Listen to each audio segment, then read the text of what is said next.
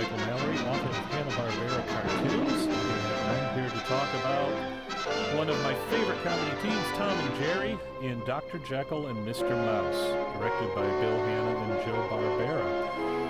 This is interesting. If you know about Tom and Jerry, looking at the animators here, these are not all of their usual animators.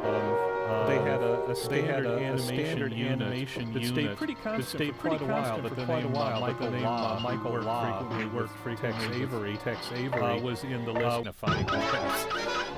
Because that is a tiny little drawing, but you can still see the body language and the expression. We hope you enjoy Dr. Jekyll and Mr. Mouse. Thank you for watching.